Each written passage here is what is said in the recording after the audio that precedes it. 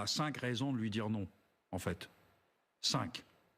Alors, la première, c'est que il n'a pas compris s'il veut faire une opération de l'OTAN, que l'OTAN prend le commandement. Alors, il y aura un général américain, mais c'est une seule opération. On ne peut pas avoir une opération américaine qui bombarde à tout va, et en dessous, ou à côté, une opération des Européens qui fait autre chose. Non, c'est une seule opération. Ça veut dire que vous mettez votre opération sous le drapeau de l'OTAN. Je ne suis pas sûr qu'il l'ait compris pour ça. La deuxième raison, c'est que pour faire ça, il va falloir que l'OTAN se mette d'accord. Donc en fait, c'est aux Américains de poser sur la table notre effet final recherché et nos objectifs stratégiques. Ouvrir le détroit d'Ormuz, c'est déjà un objectif, on ne peut pas le nier. Oui, mais il faut qu'ils le fassent pour toute l'opération. Parce que nous, on ne va pas rentrer dans un truc où on nous dit juste ça, et puis le reste, ce n'est pas votre problème.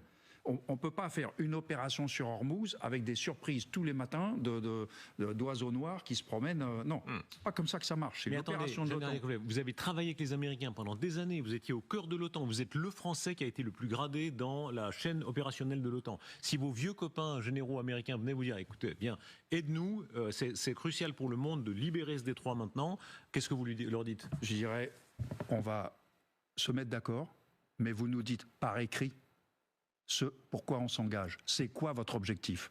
Là, après, on discute. Vous nous dites ce que vous voulez. Après, on discute. Et c'est pas des tweets. Et c'est pas des trucs qui changent toutes les 2 minutes. Donc, déjà là, il va falloir que Trump lui-même sache ce qu'il veut.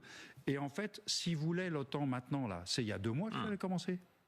C'était il y a 2 mois. Il fallait qu'ils nous disent, même dans le secret, l'OTAN est capable de garder le secret. Les gars, fin février, je commence un truc gros. Alors, ça m'arrangerait qu'on prépare, parce que vous voyez ce que je veux dire. Et on se serait mis d'accord en secret, c'est possible.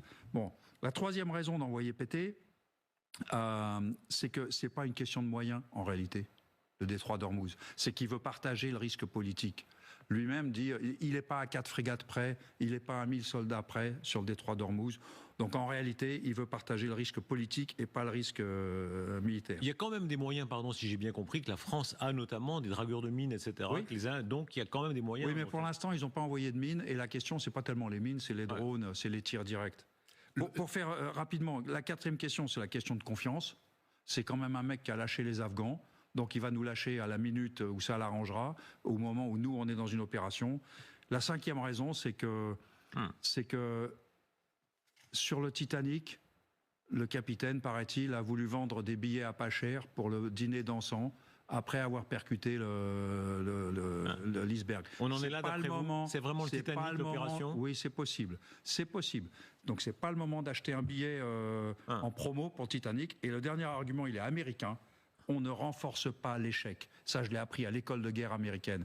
On ne renforce pas l'échec. On trouve autre chose, on passe ailleurs, mais on ne renforce pas l'échec. Donc voilà des tas de raisons pour dire non à Trump.